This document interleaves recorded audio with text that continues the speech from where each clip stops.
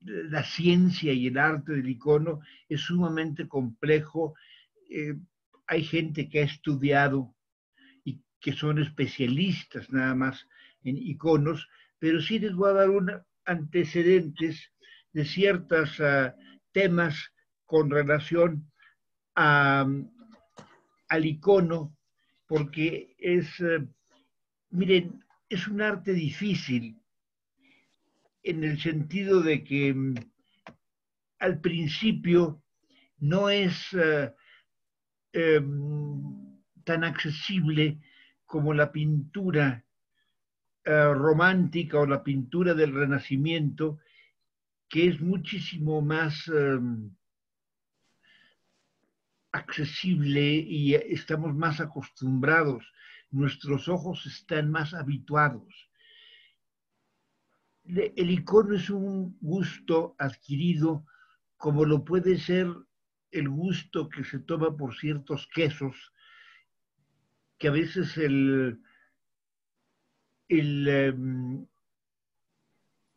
¿qué les puedo decir? El tomar el gusto y el sabor y disfrutar el queso es, al principio puede ser repugnante, puede ser, pero ¿cómo les gusta esto? Y conforme se van probando, se van experimentando, se va adquiriendo ese gusto hasta que llega a ser un gusto totalmente adictivo. Y podemos decir que a veces nos cuesta vivir sin los quesos.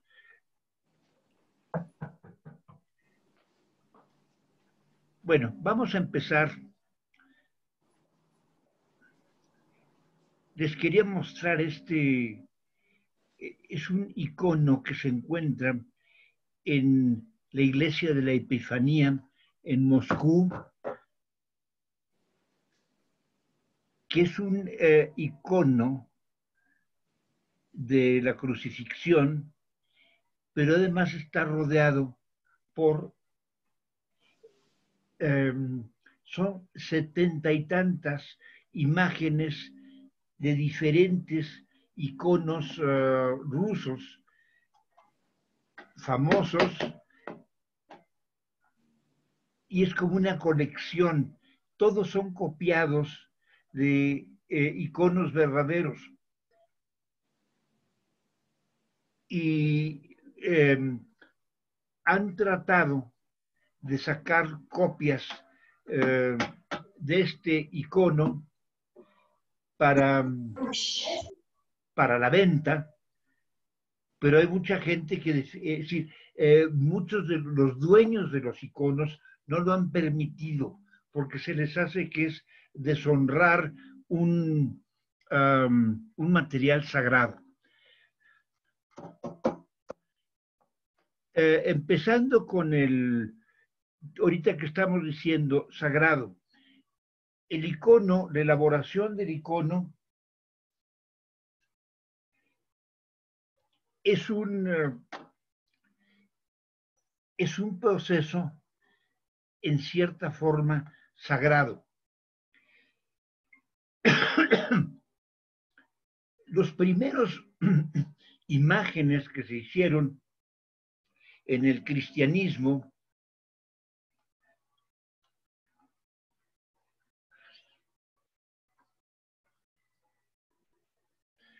les decía, las primeras imágenes fueron las que se hicieron en las catacumbas y eran sumamente elementales.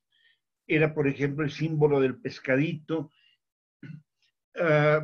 A veces se representaba la crucifixión simplemente con una cruz, y pasaron siglos antes de que empezara a intentar representar a Cristo en la crucifixión o a la Madre de Dios. Hubo un momento cuando el periodo iconoclasta en que hubo una guerra entre las dos facciones, los que creían en los iconos y los que estaban en contra de los iconos. Los que estaban en contra de los iconos decían que esto no se puede, que es meterse en el terreno de lo sagrado, una actitud como la de los musulmanes. Únicamente Dios puede representar la figura y nadie está autorizado a representar a Dios o a Cristo. Y el argumento que se utilizó para volver a permitir la pintura de iconos fue que si Dios encarnó en hombre, era porque Él quería que lo viéramos como hombre. Por lo tanto, Dios no prohíbe que se le represente así como Él se encarnó en la figura de Cristo para que lo viéramos físicamente y que cualquier representación de Cristo o de la Virgen es perfectamente válido. La condición es que tiene que estar el espíritu limpio. Únicamente los sacerdotes o gente autorizada por los sacerdotes, que les puedo decir, iniciados en el misticismo y en el buen comportamiento, únicamente ellos tenían la autorización de hacer iconos. Otra de las condiciones era que antes de elaborar un icono, tenían que hacer penitencia, tenían que arrepentirse, tenían que pasar por un proceso de profunda meditación. ¿Qué les puedo decir? Limpiar el alma, porque iban a realizar una función sagrada. Era como la Eucaristía, vamos. Es decir, tienen que estar limpios de toda culpa, el alma totalmente purificada a través de la meditación, de rezos, y en ese momento emprenden la elaboración del icono de acuerdo a ciertas normas. A grandes rasgos, un icono debe de ser de madera. La madera puede ser de roble, de cualquier árbol, de preferencia algún tipo de madera que sea muy resistente, que sea muy duradera. En algunas ocasiones se le hace una hendidura, es decir, se le deja un borde alrededor, como estamos viendo en esta imagen, se le hace un borde como si fuera un marco. Y el relieve está, digamos, unos milímetros bajo el marco, en una superficie que debe de estar totalmente lisa, y se alisaba con piedra pómez, que se utilizaba como lija, y una vez que estuviera totalmente lisa, se imprimía con tela de lino y una especie de carbonato de calcio mezclado con cola, que podría ser cola de conejo, cola de cordero, de preferencia de conejo porque es más fina, o de pescado. Cada una tiene sus cualidades y es una goma en la que se diluye el polvo blanco del carbonato de calcio o polvo de mármol, por ejemplo, que tiene que estar a un nivel casi como talco, y entonces se imprime y se pega ese lino, se queda pegado a la tabla. Y esto permitía en ciertas ocasiones, cuando el icono iba a ser muy grande, a unir dos tablas que además tenían que estar secas. No era cortar del árbol y limpiarla, lijarla, moldearla. No, la tenían que dejar por lo menos 2 años, de preferencia 4, hasta que se secara por completo, para evitar que se fuera pandeando. Aún así, hay iconos antiguos que se han ido torciendo.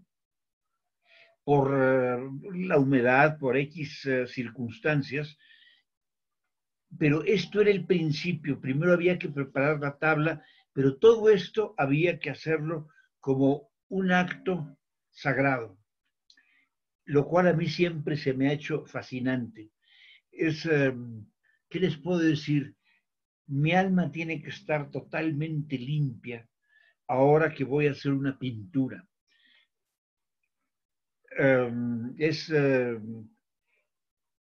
Es como un ejemplo de esa reverencia ante el arte, nada más que aquí hay que aclarar algo. El icono nunca se consideró como la elaboración de un arte. Era un acto místico, era un acto religioso, no una realización artística. Y tenía que llevar ciertos patrones y ciertas reglas. La Virgen tenía que ser pintada siempre en determinada forma. Ahora, la variante de vírgenes que hay y de crucifixiones, es decir, la variedad de iconos, es lógico si tomamos en cuenta que todos los iconos se hicieron en Europa desde Roma. Ravenna fue un centro donde se inició la confección de iconos, todos los países balcánicos, el mundo ortodoxo, parte de Turquía, Grecia, toda Grecia, y después, posteriormente, Rusia. Rusia se convirtió al cristianismo más o menos en el 850, con San Vladimir, cuando eligió el cristianismo ortodoxo como su religión, y ahí adquirió la enseñanza de los maestros, de los iconógrafos de Constantinopla, que fueron sus grandes maestros. Cuando Constantinopla es conquistada por los otomanos y se convierte en ya en un país musulmán, y en un país musulmán bastante severo, que aunque no atacaba el cristianismo, tampoco lo promovía. Muchos de los pintores de iconos emigraron a Rusia, que era el lugar donde ellos podían ejercer su profesión. Por eso hay tantos iconos, o hubo tantos iconos en Rusia. Ahora, todas estas variantes, estas vírgenes que van variando, cada una tiene su sello, y aunque todas debían de ser iguales, digamos, la crucifixión original tenía que seguir un patrón. La Virgen ¿qué les puedo decir? La Virgen del Amor, la Elusa, la que está abrazando al niño y tocando su mejilla con él, debía de ser igual siempre. Pues va variando como va variando todo lo que es humano. Nunca podemos repetir, ni nosotros mismos podemos hacer dos veces nuestra firma igual. Siempre va a haber variantes. Ahora imagínense en toda esa distribución de países, de centros de creación de iconos, pues van variando. Y por eso hay tantas formas, estilos y diferentes iconos. De los lugares donde se encuentran los más antiguos, y es algo que les recomiendo cuando tengan la oportunidad, ahora que se termine la pandemia, de volver a Egipto, visiten el monasterio de Santa Catalina, que es donde están los iconos más antiguos del mundo.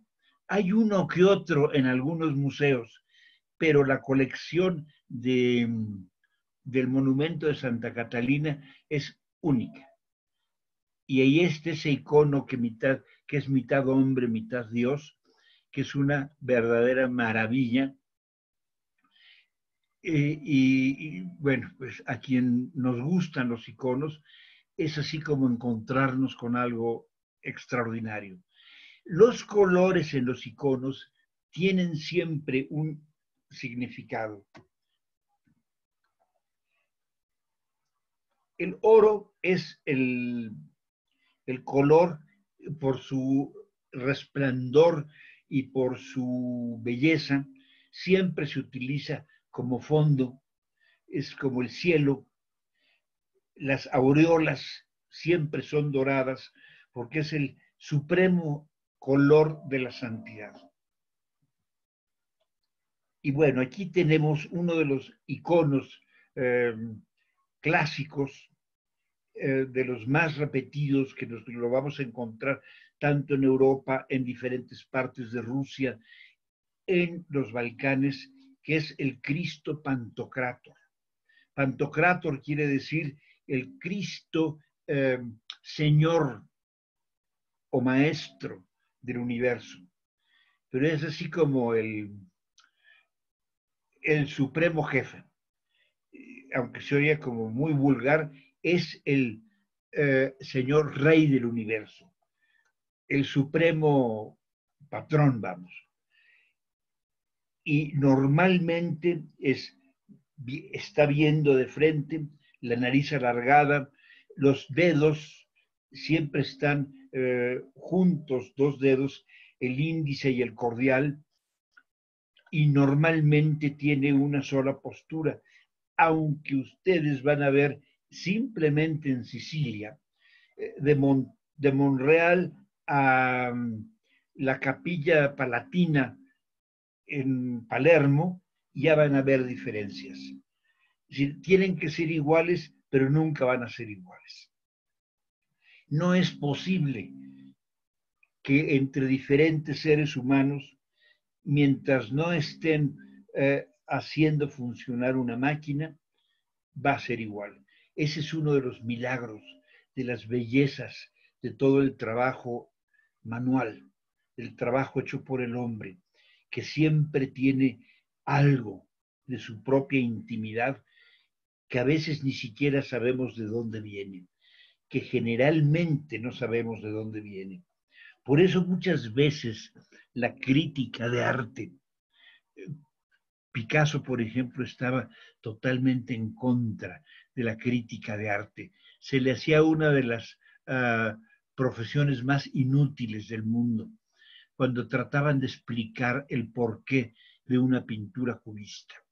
No tienen explicación.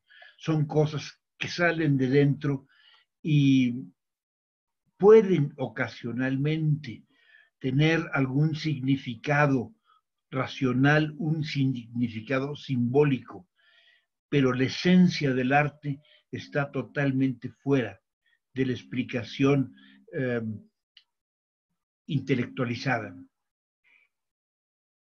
E incluso, por ejemplo, vemos los iconos que tienen que ser todos iguales, pero resulta que todos son diferentes. Se parecen mucho, pero todos son diferentes. Cada uno tiene una esencia. Ahora, acercarse a un icono a veces es difícil. Vuelvo a repetir, es un gusto adquirido. Y el gusto se adquiere viendo iconos. Cuando empezamos a ver, es decir, la belleza no se explica, no hay forma de explicar, mira, esta es una maravilla de icono porque ve esta mancha roja en este fondo dorado, ve la nariz extraordinaria del Pantocrátor. Pues no, yo les digo, a mí me fascina este Pantocrátor, eh, pero no puedo explicar por qué. Simplemente me llega, me dice muchas cosas, y hubo una época en que no me decía nada. Y así es el arte, como la música.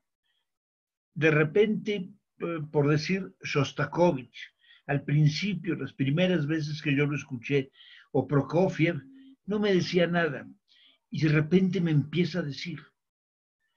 ¿Y qué es lo que me dice? No lo sé, pero me llega.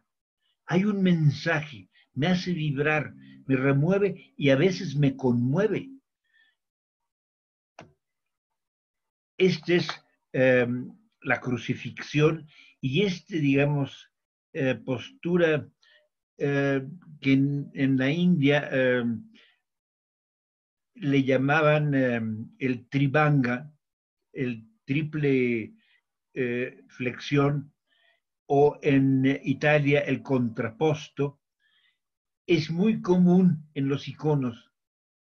El Cristo crucificado con esta postura, muchas veces vemos estas dos partes adicionales de la cruz.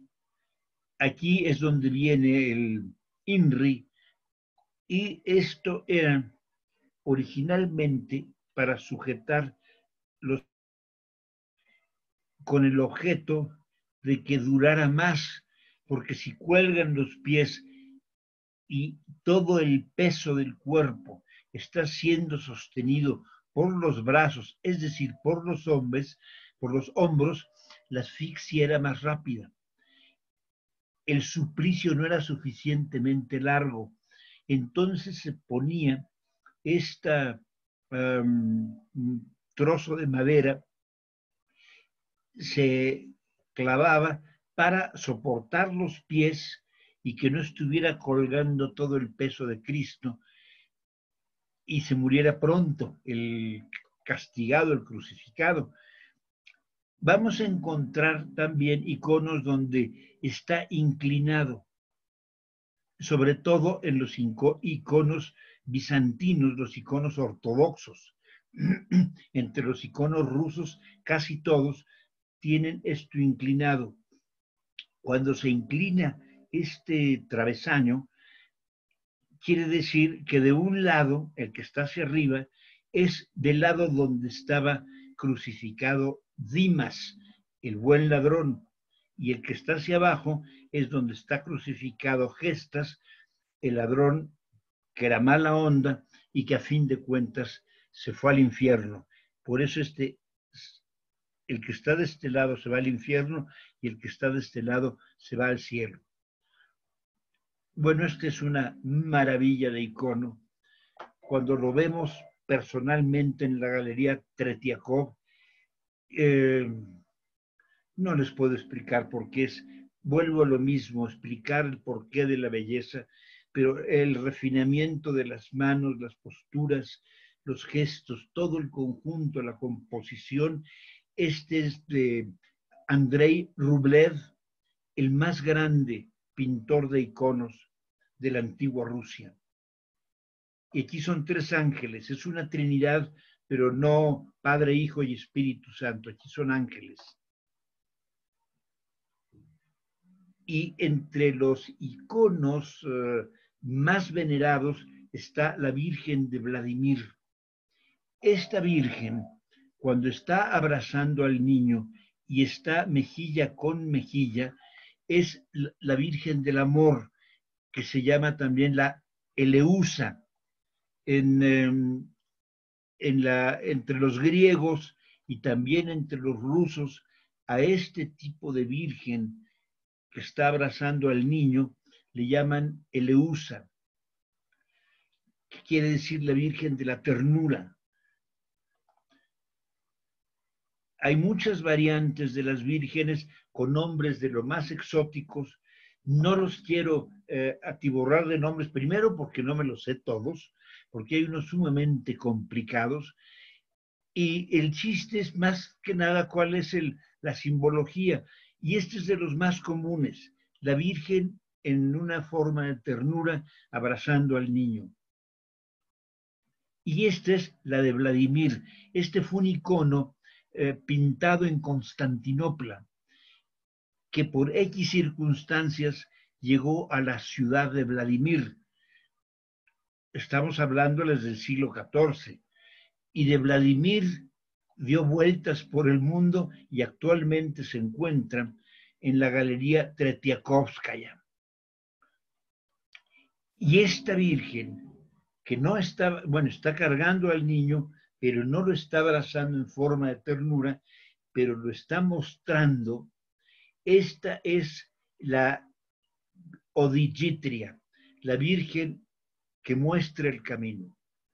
La otra es la Elousa, o también le llaman la Glicofilusa. Olvídense de estos nombres, ¿eh?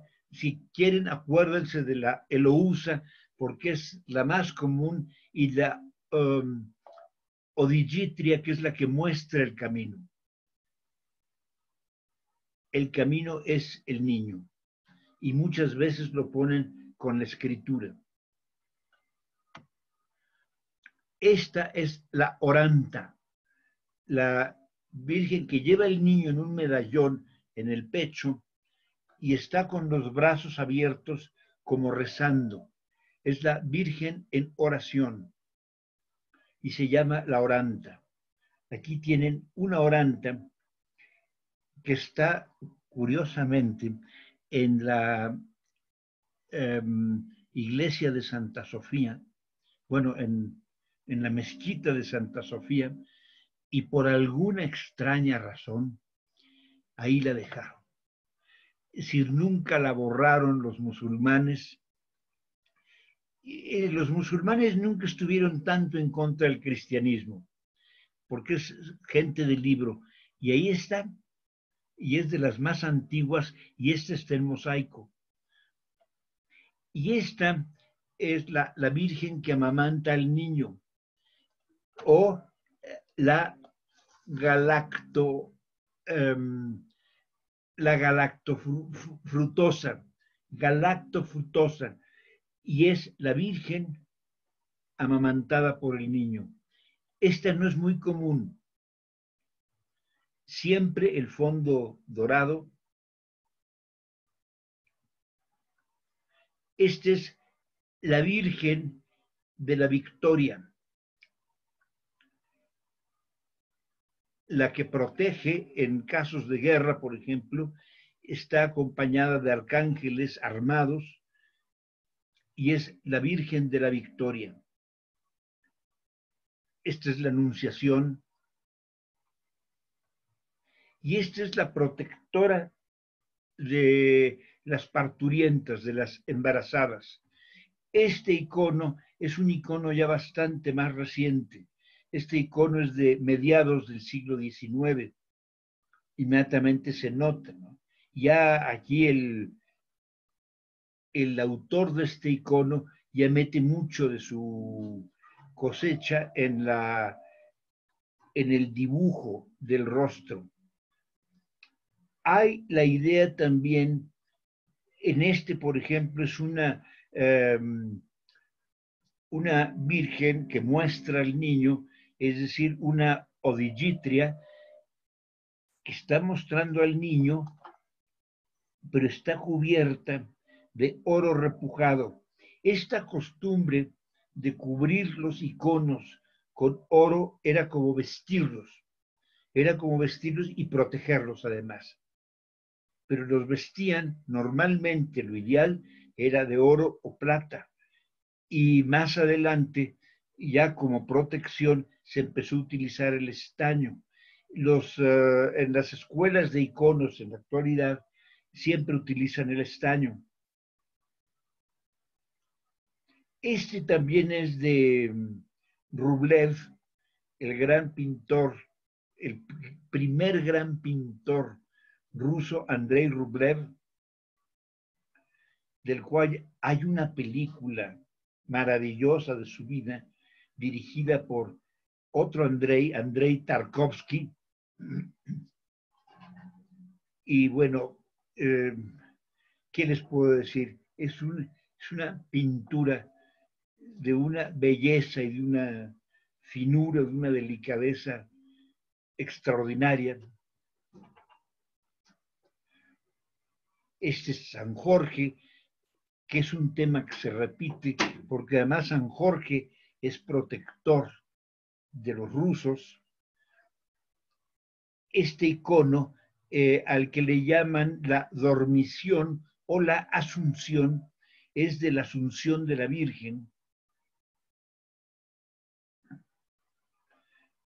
Y aquí tienen el icono, este es del bautismo, del bautizo de Cristo, y este es un icono muy primitivo del juicio final. Aquí está Cristo, aquí están los demonios acá abajo. Es un Cristo, es un juicio final muy simple si lo comparamos con el de Miguel Ángel. Y bueno, esto es fundamental. La mayor parte de la fuente de los iconos viene del iconostasio. El iconostasio es una mampara, en este caso está súper decorada, muy elaborada, muy adornada, con hojarascas cubiertas de oro, y están los iconos dentro de cada hueco, y este es un espléndido iconostasio. Esta es una de las basílicas que están dentro del Kremlin. Hay otros iconostasios maravillosos en la iglesia de la Trinidad, en Sergiev Posad, hay otro en Suzdal. En fin, estos iconostasios es la fuente, digamos, de muchos de los iconos. Cuando se destruye el iconostasio, pues de ahí salen los iconostasios, los iconos que llenan muchos de los museos del mundo. Podemos hablar muchísimo de los iconos.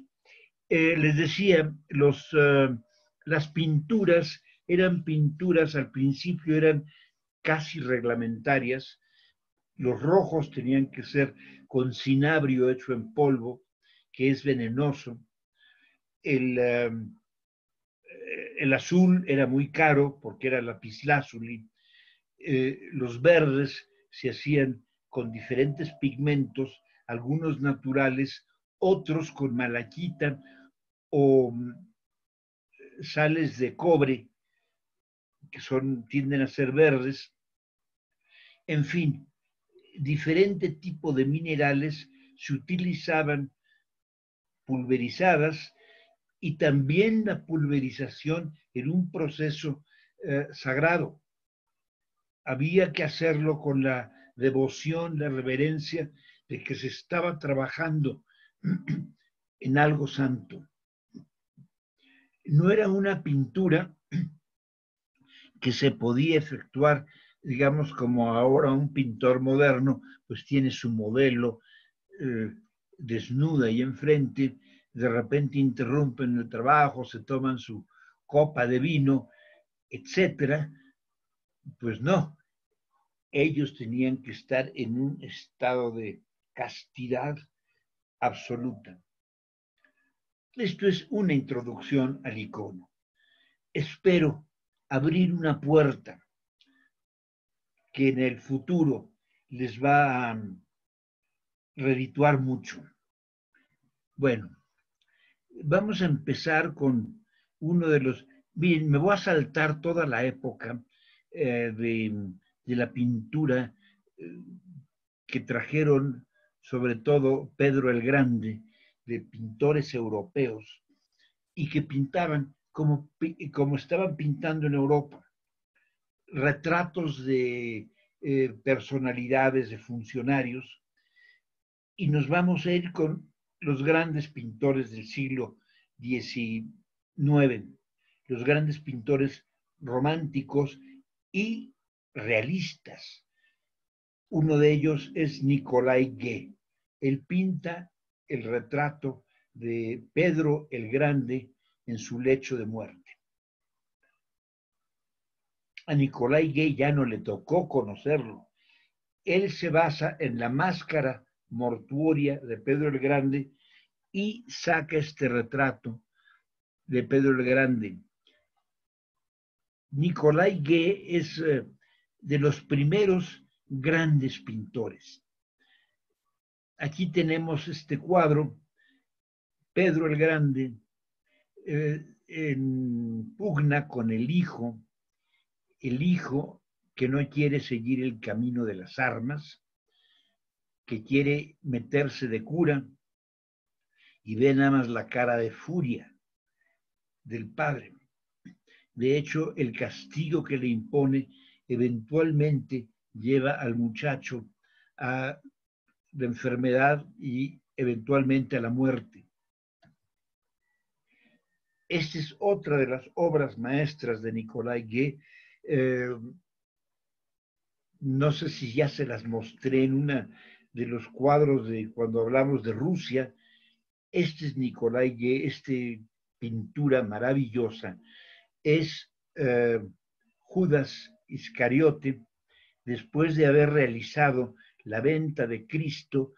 Aquí están los guardias, los soldados que ya se llevan a Cristo, y se queda Judas solo con su conciencia deshecha.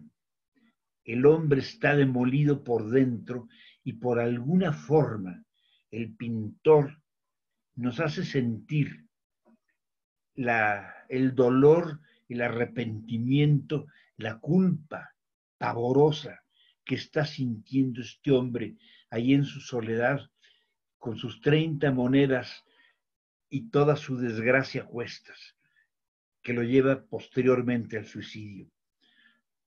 Pero esa es una toma de Cristo, de Judas, en un momento que nadie lo ha pintado, y es tan elocuente. Un retrato, los retratistas y los grandes pintores del siglo XIX fueron quizá de los más grandes retratistas de la historia. Aquí tenemos también de Nicolai Gué este retrato de Nikolai Tolstoy, de León Tolstoy, perdón. Este tremendo escritor, aquí lo retrata con todas sus pasiones, con todo su mundo interno, y eso tenían estos rusos, esa cualidad impresionante de sacar a flote en los rasgos, en las miradas, gran parte del contenido de su alma. Este es un cuadro de Potechkin, es un funcionario, es un procurador del tiempo de Nicolai Gué, y es un retrato que le hace Nicolai Gué. Aquí también está este cuadro que se llama El Gólgota.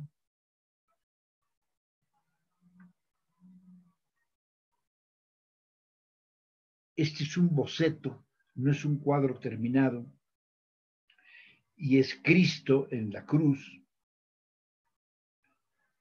Y aquí nos vamos a otro de los grandes, de los grandes, de los grandes, que es Iván Kramskoy. Y este es el retrato de una muchacha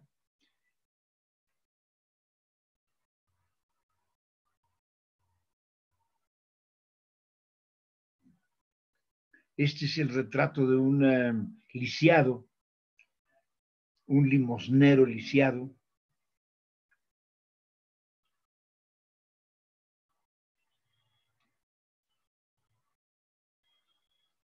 Y esta es la zarina, es un retrato de la zarina.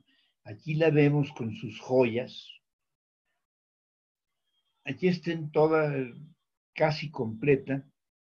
Este es un cuadro de cuerpo completo, está al lado del zar, pero aquí nada más les pongo para que vean este detalle, esta forma de pintar las joyas.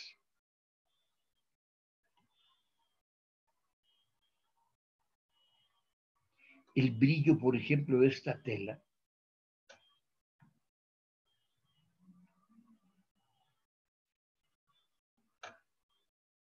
Las perlas de la zarina. Bueno, aquí ya habíamos visto este, y este es el zar. Este es precisamente Alejandro III. el papá de Nicolás II.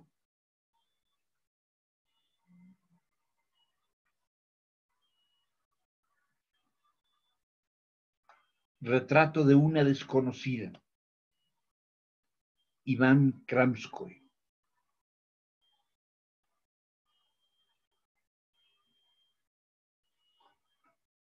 Y este se llama Claro de Luna.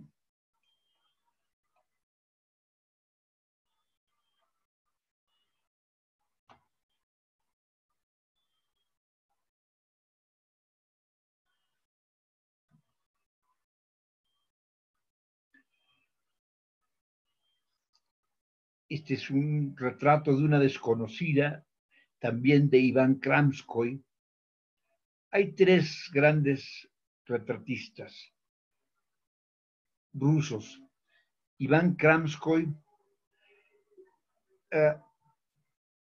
Valentín Serov e Ilya Riepin. A mí se me hace una de las obras maestras, no nada más de Iván Kramskoy, sino de todo el arte ruso, este Cristo. Hay que ver el rostro de este Cristo. No tiene nada de esa dulzura, a veces hasta femenina, con que suele pintarse, sobre todo en el siglo XIX, solía pintarse a Cristo a veces de una forma muy afeminada. Aquí vemos un hombre profundo, hundido en sus pensamientos, en esa guerra interna que seguramente ha de haber vivido un hombre con las características de Cristo.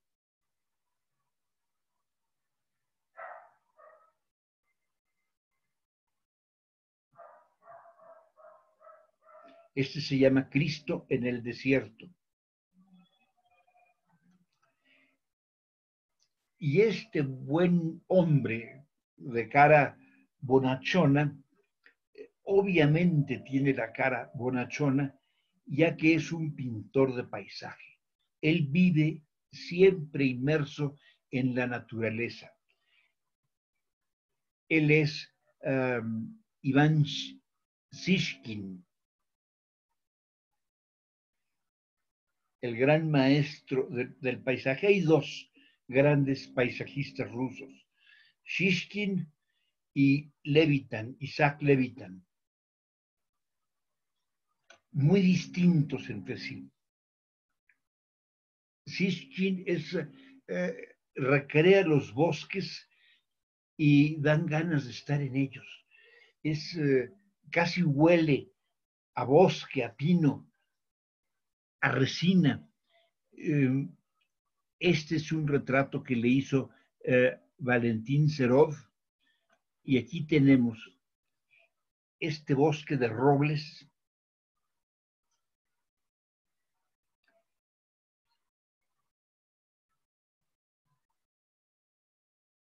Cuando está uno frente de ellos en la Galería Tretiakovskaya, o a veces, porque hay también algunas de estas obras en el Museo de San Petersburgo, en el Museo Nacional de San Petersburgo, la mayor parte están en la Tretiakov. De verdad siente uno que están abriendo la ventana al bosque y que llegan los aromas a frescura, a hongo, como les decía, a resina.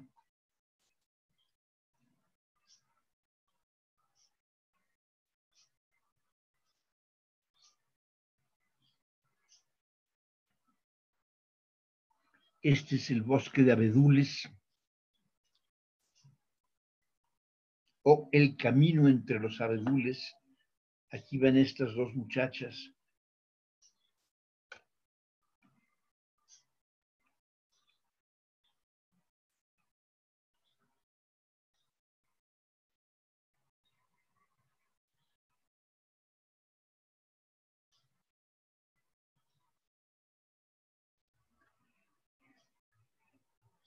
Vean nada más esta plantación, el trigal, y cómo surgen los robles en el fondo. Estas inmensas torres.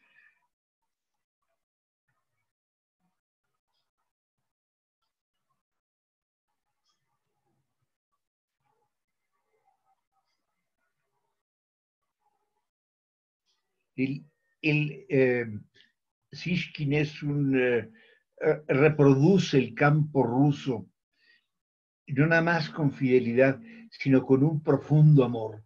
Y él es el otro, Isaac Levitan. Levitan, él era un muchacho judío, su papá no quería que se dedicara a la pintura, quería que se dedicara al comercio, que se hiciera cargo de la tienda. El talento de Isaac Levitan fue tremendo, tuvo que padecer mucho racismo, no lo querían dejar entrar en las escuelas. En la Academia de San Petersburgo no le permitieron entrar, simplemente por ser judío. Y pocos como él, para retratar el paisaje ruso, no con la exuberancia de Shishkin. Sí tiene algunos cuadros de bosque que, como les decía anteriormente, huelen a bosque, huelen a resina, pero en el caso de Levitan tienen una melancolía que Shishkin no tiene. Hay siempre algo ligeramente triste en sus cuadros. Los cielos, por ejemplo, de Levitan son extraordinarios. Además son cielos muy rusos. Esos cielos totalmente azules no es el clásico cielo ruso. El cielo ruso normalmente es brumoso, es un cielo frío, aunque haya calor, sus colores son fríos.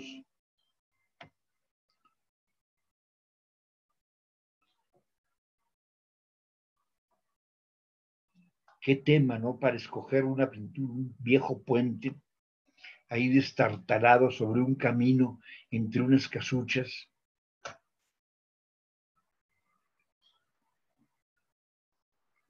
Este es el bosque de abedules de Isaac Levitan. Preciosa pintura, sobre todo cuando la ve uno en persona. Yo les confieso que nunca he sido muy afecto a los paisajes y sin embargo todos estos paisajes rusos me seducen, los sigo viendo y siento la vida que tienen dentro, la vida y la vibra que tienen dentro. Este es un paisaje otoñal tocado de cierta melancolía, igual que esta iglesia en el campo, la soledad de la iglesia, los cielos de Levitan. Esta no se diga. Este es un cuadro triste. Las maravillosas nubes, el río Volga, fluyendo esta pequeña iglesia ahí olvidada en un rincón, el inmenso Volga, que es como el alma de Rusia.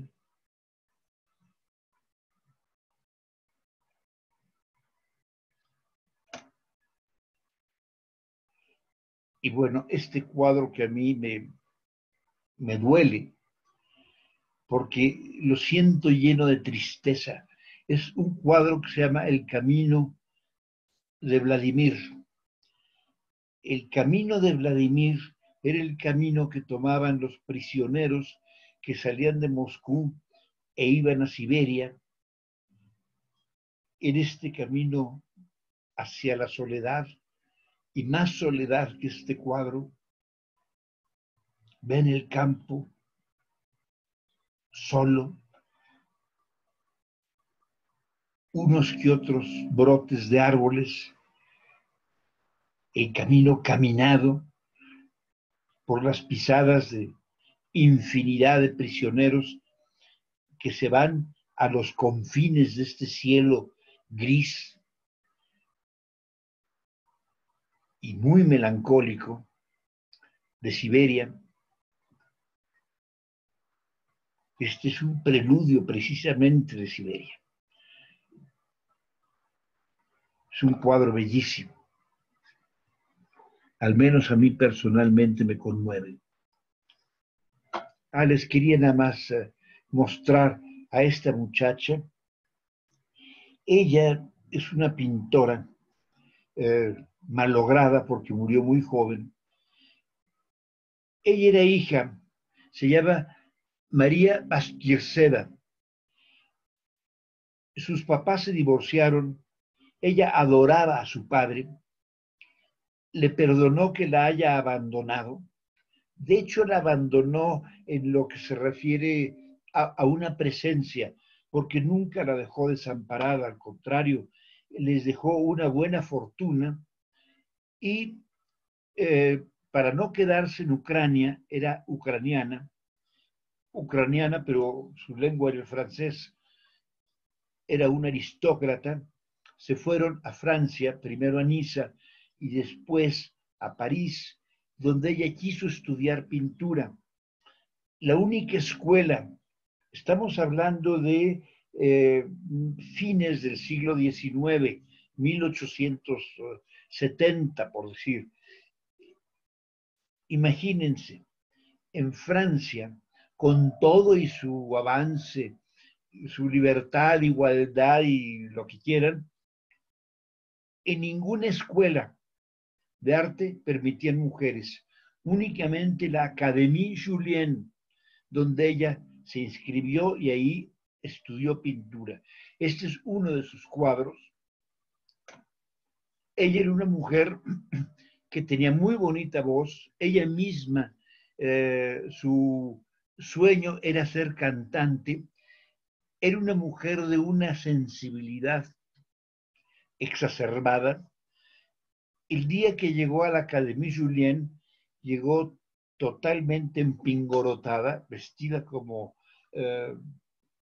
princesa ucraniana, acompañada de un mozo que llevaba su samovar para darle té. Imagínense nada más el oso de llegar toda princesil a un sitio donde hay pintores, estudiantes de pintura. Ya imagino, se la han de haber acabado. Pero ella siguió, persistió, y algo que nos dejó, porque no vivió suficiente, fueron algunas de sus pinturas. Y su diario. En su diario habla de su personalidad, donde dice, por ejemplo, encuentro bueno y agradable incluso las lágrimas, incluso el dolor. Me gusta llorar, me gusta desesperarme, me gusta estar afligida y triste. A pesar de todo, me gusta la vida. Quiero vivir. Quisiera, sería muy cruel morirme cuando me siento tan bien y tan llena de vida. Ella ya sabía que tenía tuberculosis. Y bueno, uno de sus, en un texto en su diario, de repente explota y dice, quiero ser César, Augusto, Marco Aurelio, Caracalla, el diablo, el papa. Me parece que nadie ama tanto todo como yo.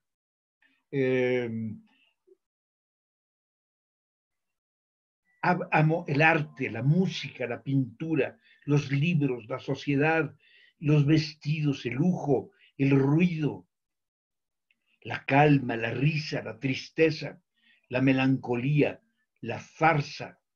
Amo el amor, el frío, el sol, todas las estaciones, todos los estados atmosféricos,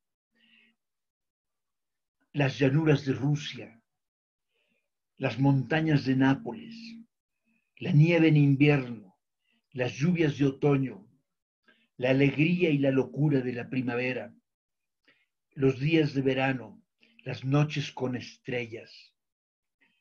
Adoro y admiro todo. Quisiera verlo todo, tenerlo todo, abarcarlo todo, mezclarme con todo y morir. Morir en éxtasis para experimentar ese último misterio. El fin de todo, ese comienzo divino. Una mujer de una sensibilidad pavorosa. Y desgraciadamente muere. Hay partes en su diario que son desgarradoras y las pocas pinturas que nos dejó son obras de arte, como es esta, Muchacha en el camino, ya totalmente inmersa en el impresionismo, esta avenida en París, ella murió en París,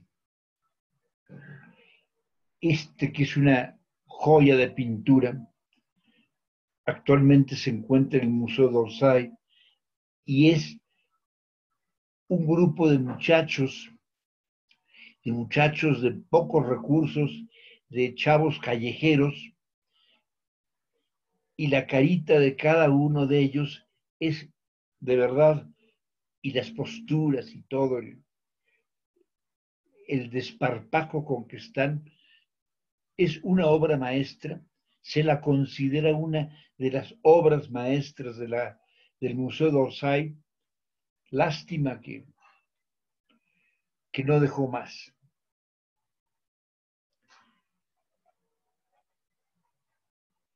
Y él es Valentín Serov, junto con Riepin y junto con Kramskoy, es de los tres grandes pintores rusos. Valentín Serov fue un impresionista a la rusa, nunca se entregó 100% al impresionismo, y hay muchos de sus cuadros que son realistas. Fue un gran retratista, de eso vivía. Esta es una de las grandes actrices de la época. Por ejemplo, en este cuadro de estos niños, mirando el puente, sí se nota totalmente su técnica impresionista, esos brochazos y la postura totalmente sin estar posando. Esta es otra de las grandes actrices rusas. Él pintó a muchas actrices ya bailarinas. Ellos son dos bailarines del Bolshoi, y estos son bocetos que hacía, ¿qué les puedo decir? En 5 minutos. Ven, estos son 4 rayas.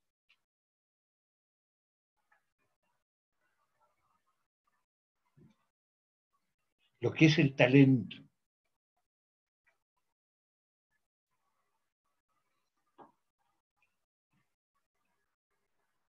Esta es una gran dama, es una aristócrata, que además tenía ese lado insoportable, esa arrogancia. Y esta muchacha era una princesa.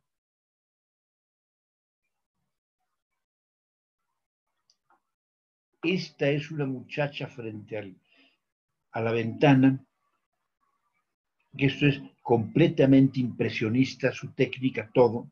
los brochazos, la postura, tampoco está posando. Este es un retrato, son retratos de Valentín Serov.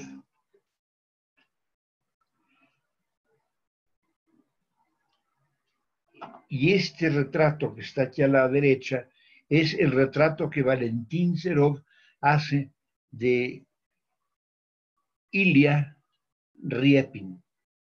Este todavía es Valentín Serov, es un cuadro de una ventana. Vean este niño, maravilla.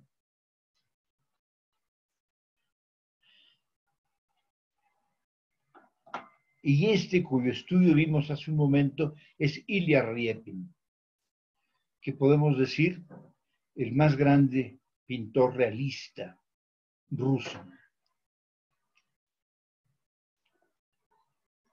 Esta es la hija del pescador. Estas ya son de Riepin. Con Riepin terminamos esta primera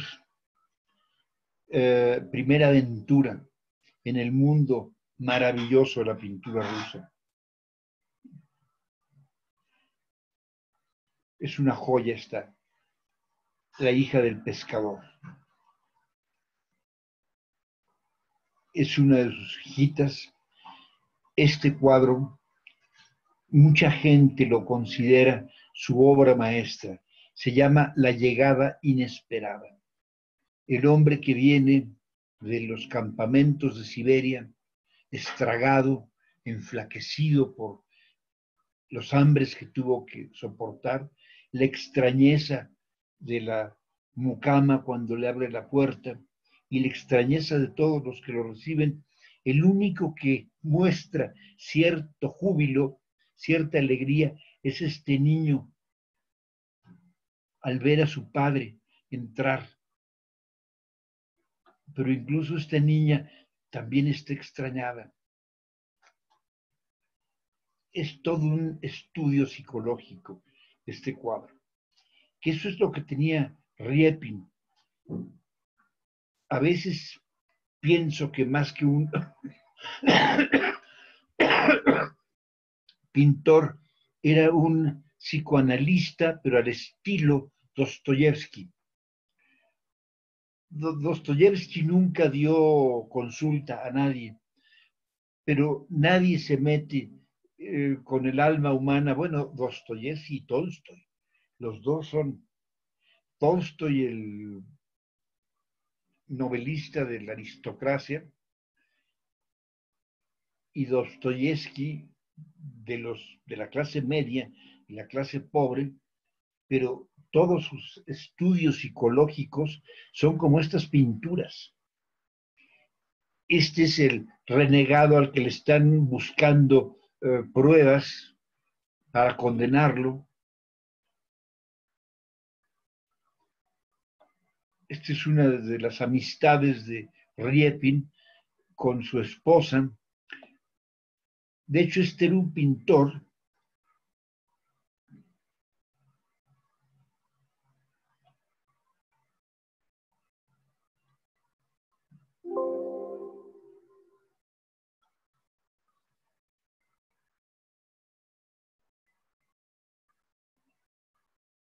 es una actriz.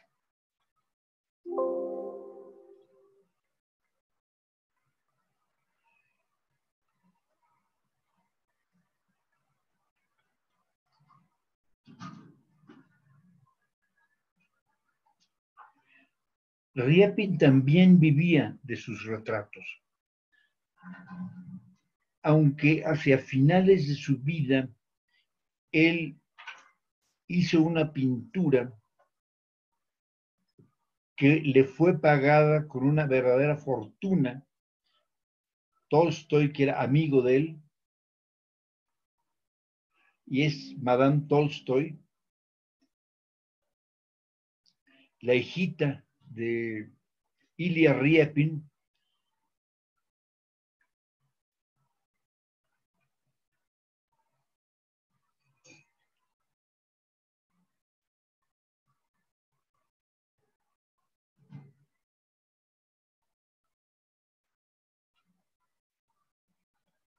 son diferentes retratos de diferentes personas, pero cada uno tiene una penetración. Incluso este viejo al que no le vemos los ojos, casi podemos saber lo que está pensando. Este pobre enfermo, el loco en el manicomio, es una de sus hijas.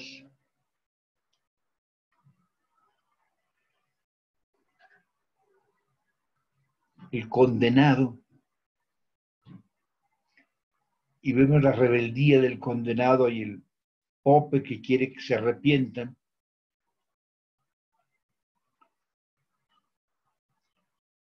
El duelo, un retrato de un baile, de una fiesta. Y bueno, algunos de sus grandes cuadros, de sus grandes lienzos, por ejemplo, que está en el Museo Tretyakov, en la Galería Tretyakov, son los sirgadores del Volga, es decir, los que jalan los botes a contracorriente en el Volga. Cada uno de estos personajes es un estudio, los gestos.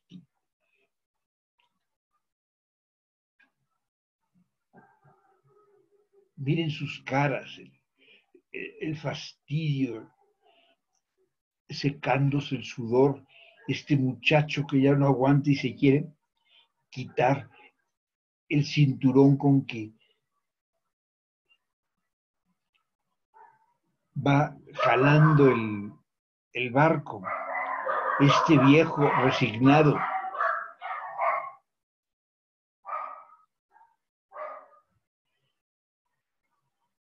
Vean qué maravilla.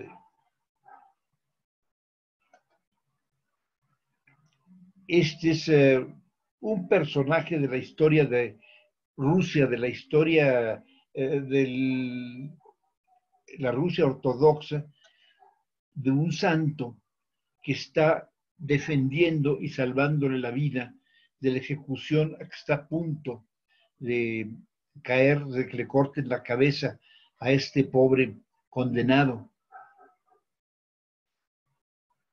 Este es el músico Glazunov, Rubinstein. No nuestro Rubinstein, este era Anton Rubinstein, que fue amigo de Tchaikovsky, y este es Borodin, otro músico, es uno de los, este es César Cui, también del grupo de los 5, Rimsky-Korsakov, y este demonio que es el más notable, bueno, como músico, el más notable del grupo de los 5, definitivamente es Rimsky-Korsakov. Pero como personaje retratable, Mussorgsky, Modesto Mussorgsky, y en este cuadro es una obra maestra. Nada más de verlo, conoce uno los hábitos, los vicios, las debilidades de este hombre.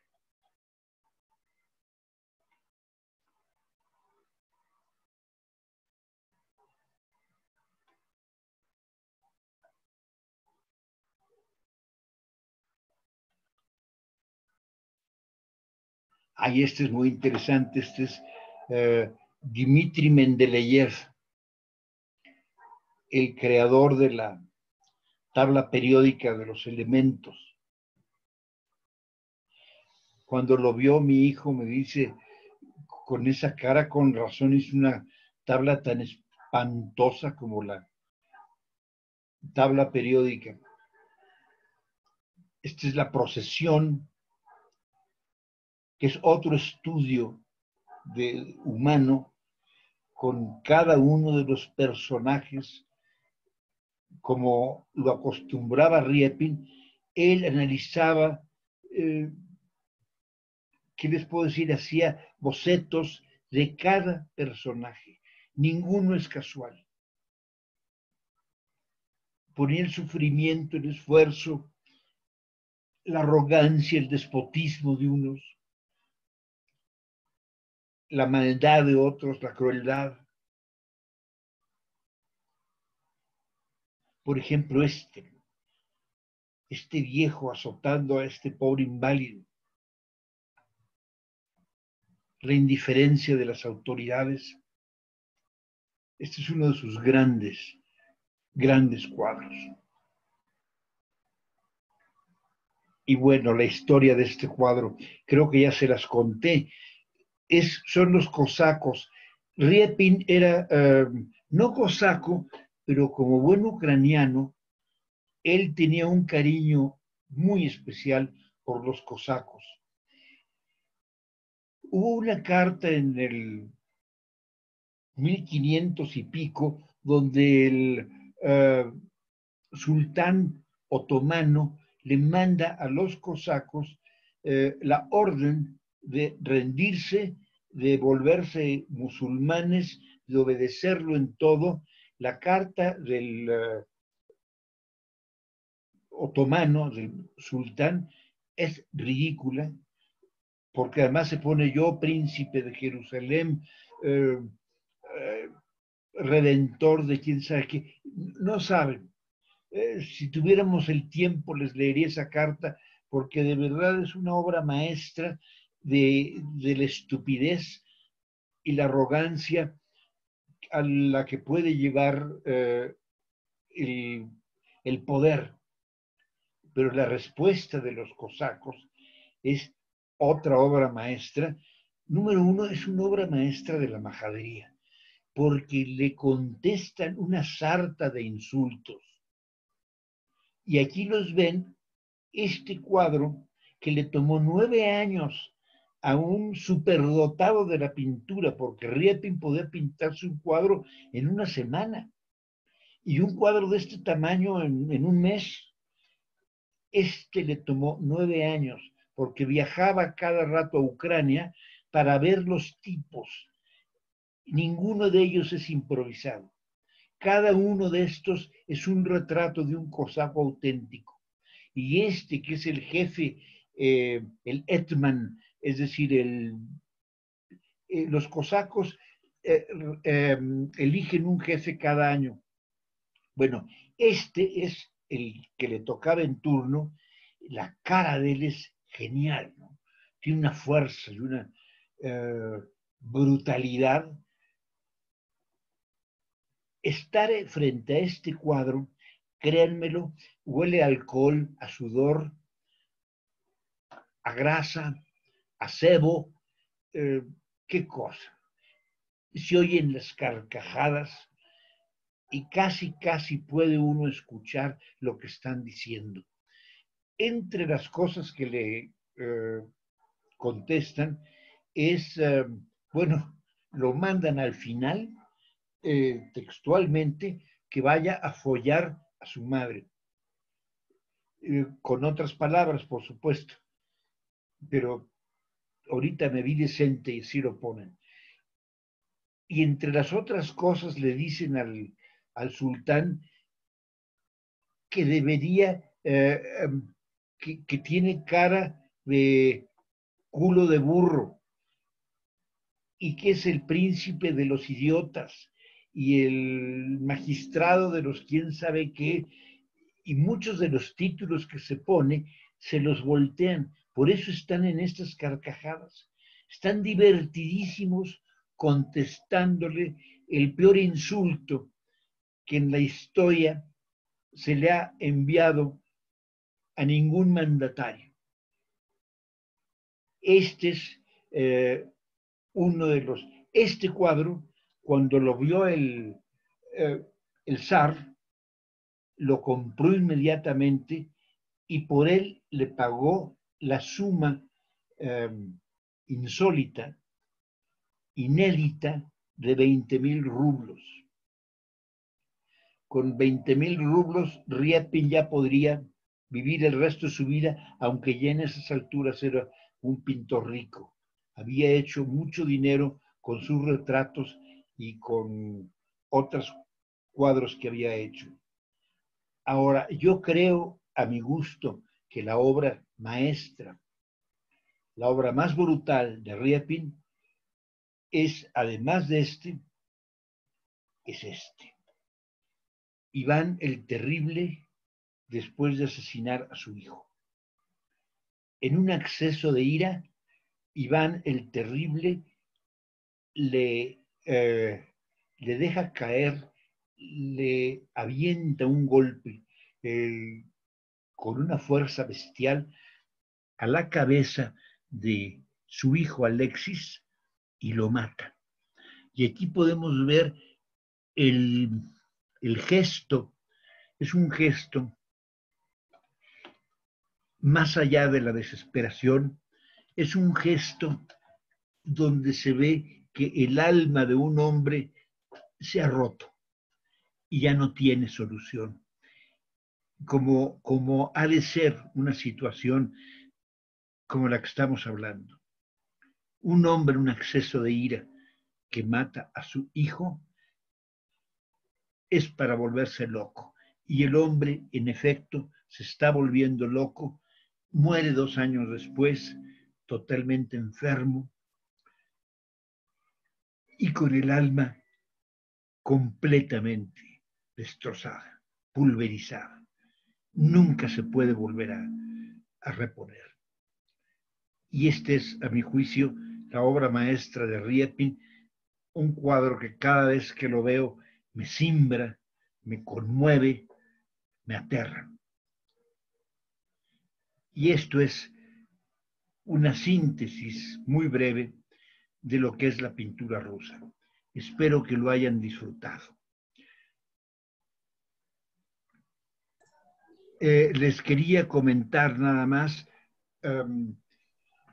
ya vamos a empezar a publicar en YouTube nuestras pláticas. No sé si está ahí presente Brisa. Sí, aquí estoy, Raúl. Muy buenas tardes a todos. ¿Les puedes explicar, Brisa, por favor? Claro que sí, con todo gusto. Bueno, pues ya pueden darle suscribir a nuestro canal de YouTube, mismo que estoy dejando en el chat, diagonal La Casa del Viaje.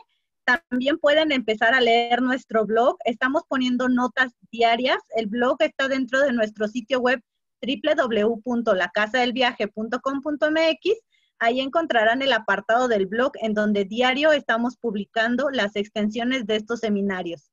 Esperamos puedan darle suscribir a nuestro canal de YouTube y también leer nuestro blog donde hay publicaciones diarias.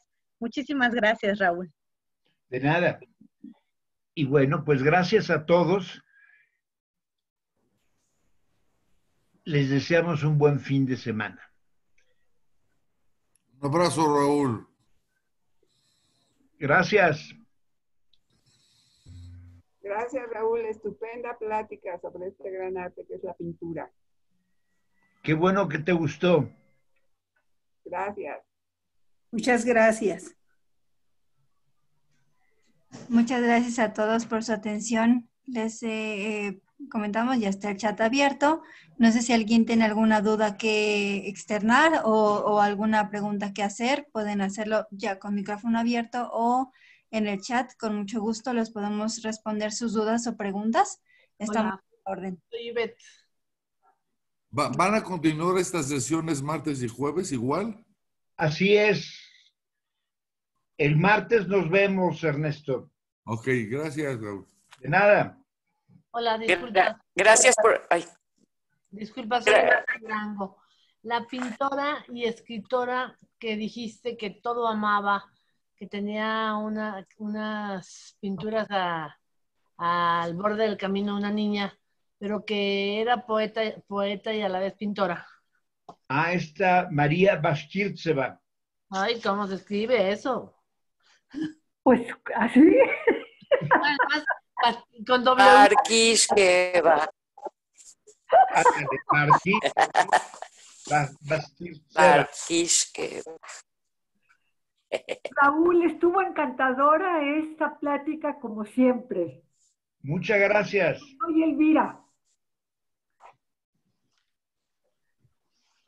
Muchas gracias. Raúl Muñoz pregunta, ¿me puede repetir dónde podemos ver las pláticas? Les vamos a, bueno, ya les dejamos al principio, me parece, mi compañera Brisa, la liga para que puedan suscribirse al canal de YouTube. Ahí pueden ver las repeticiones de los seminarios y también pueden entrar a la página web donde pueden ver los blogs que escribe también el señor Raúl y pueden leerlos y son muy interesantes también. Así que pues con muchísimo gusto pueden repetir estos seminarios. Claro que sí, se encuentran en la Casa del Viaje. Tu experiencia comienza aquí en YouTube. Ahí pueden buscarnos, aquí se los...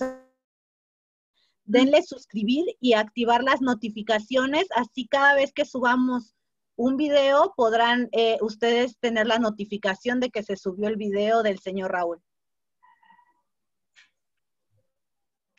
Gracias por seguirnos cultivando, Raúl. Yo creo que hasta el día en que me muera me encantará seguir aprendiendo. Muchas gracias, padrísima plática. Nos vemos. Pues muchísimas gracias a todos. Con esto finalizamos la sesión del día de hoy. Los esperamos el próximo martes para la siguiente sesión. Que tengan todos excelente tarde. Muchas gracias. Gracias. Muchas gracias, Raúl. Hoy aprendí algo que no sabía sobre los iconos. La verdad, interesante. Nunca me imaginé que fuera tanta precisión y tanto detalle. Qué bueno. Gracias. De nada. Buenas tardes, maestro. Muchas gracias. ¿Cuál será el tema de la siguiente semana, por favor? Ah, caray. Yo creo que va a ser Austria y Suiza. Muchas gracias. Es usted muy amable. De nada. Hoy está muy guapo. Bueno, todo siempre, pero hoy está muy guapo. Muy amable, gracias. Siempre ha sido guapo, mi querido Raúl. Gracias, Mari Carmen. Saludos, señor Raúl. Gracias. De nada.